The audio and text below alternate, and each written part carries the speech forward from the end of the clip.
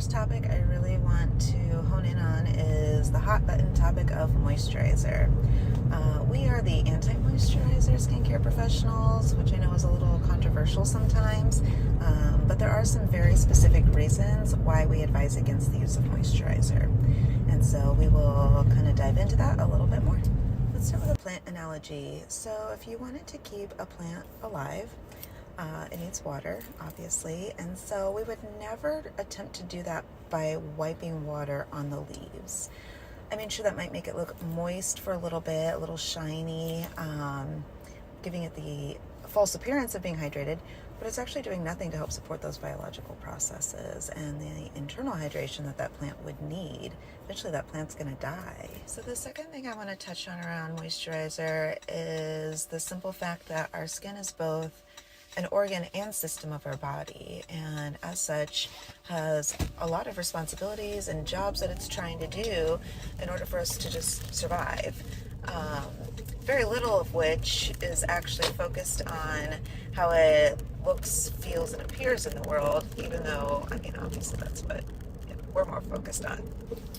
So the skin as a system of the body is a major player around the processes of elimination and detoxification.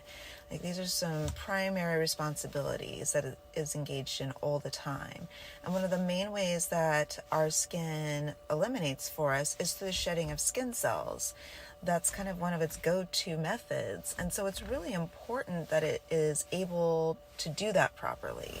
I'm not precisely sure why, but for some reason in our culture, the appearance of flake on our face, any sort of sign of flakiness, patchiness, roughness, is not okay, right? And so if somebody sees that, the first thing they do is they're going to reach for some sort of a moisturizer. They want to create a fake smooth layer of skin over the exfoliating skin, and this is quite problematic. Doing this is just creating a false smoothness over your actual skin, and it is preventing your skin from actually being able to eliminate those old skin cells that are already dead. You can't survive them, you cannot resuscitate them, there's no amount of CPR that's going to bring them back to life, because it's part of the elimination process your body has to do to keep you healthy.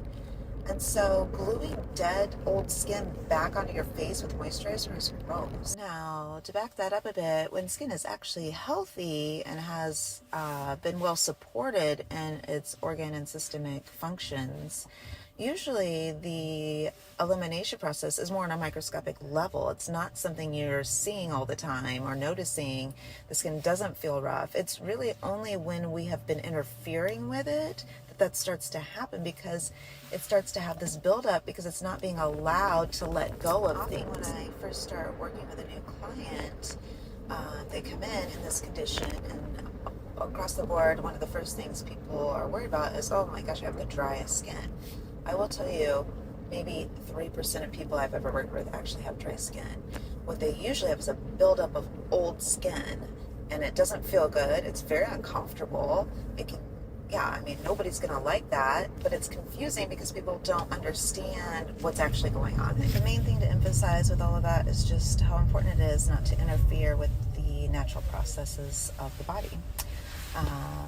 And when we use a moisturizer, because moisturizers utilize what we would call binding ingredients, which are there to bind water molecules to the surface of the skin. And essentially this kind of acts like glue, and it glues everything down, which prevents the skin from being able to eliminate, and it forces the skin to hold on to and store a lot of debris. So over time, we actually start to build up almost like a fake layer of skin. I don't even know how else to describe it. I call it the armor effect. So it's like a very hard armor over our true skin, and then people actually stop being able to feel what's happening with their skin, and all they're feeling is the armor effect.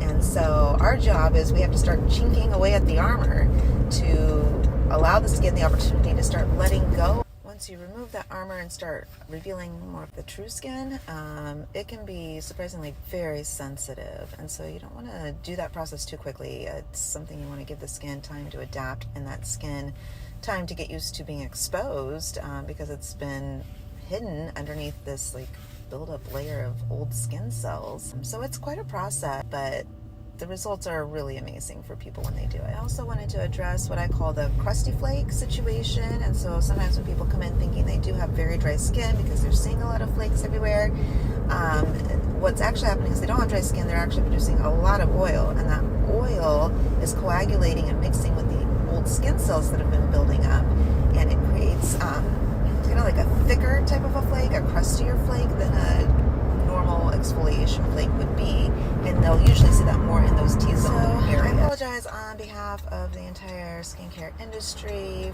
for the ridiculous amount of marketing around the topic of moisturizer, and I know it's often the product clients when they first come in are the most committed to, and sometimes one of the only things they even use with any regularity, and of course that always makes my heart cringe a bit because it's often one of the reasons why they're having so many problems. I also don't think people are purposefully trying to mislead anybody. I think there's just a serious lack of understanding of the biological processes of the skin, and that for some reason people simply forget the skin is an organ. I don't know why, I don't know how, because it's so important. So if you're not addressing or treating your skin or working with it as an organ of the body, then you are never going to be hitting the mark. You're always going to be causing a problem somewhere. So another reason why people will feel like their skin is uncomfortably like dry, kind of, or uncomfortably tight feeling, has more to do with the pH level of the skin, that acid to alkaline balance. pH is so important for the body. It doesn't matter what you're talking about, obviously, and the body is always about balance. And internally, we actually have to be more alkalinized, whereas externally, the skin has to be more acidic. Hopefully everybody kind of remembers the pH scale, probably from high school science class, where it's 1 through 14, 7 being in the middle is neutral, and that's the pH of water. Anything higher than a 7 is more alkaline or base, and anything lower than a 7 is more acidic. Our skin, because it needs to be acidic, its happy zone is about a 4.5 to 5.5 on that pH scale, which is fairly acidic, and sometimes that's surprising for people to know. So when this happens, which is usually after people have rinsed or cleansed their skin especially, and they are like, oh my gosh, my face feels so uncomfortably dry right now, they naturally are reaching for a lotion or a cream, some type of moisturizer to help alleviate that discomfort they're feeling. But that's actually not what the skin needed. It just needed to have its pH pushed back down the scale so it could get back into its little happy zone, and then it would have felt much more comfortable immediately. So when this happens, which is usually after people have rinsed or cleansed their skin especially, and they are like, oh my gosh, my face feels so uncomfortably dry right now, they naturally are reaching for a lotion or a cream, some type of moisturizer to help alleviate that discomfort they're feeling.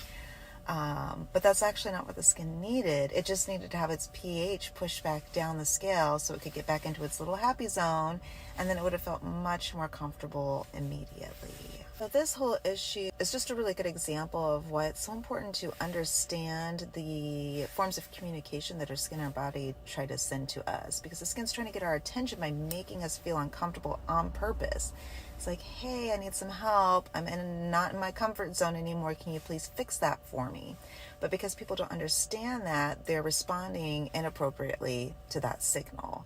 And then it's still that whole topic actually has a little bit more to do with the topic of toner, which we'll address at a different time. But because it does also have a correlation as to why people are often convinced they have such dry skin, I did think it was important to mention as we were discussing the topic of moisturizer.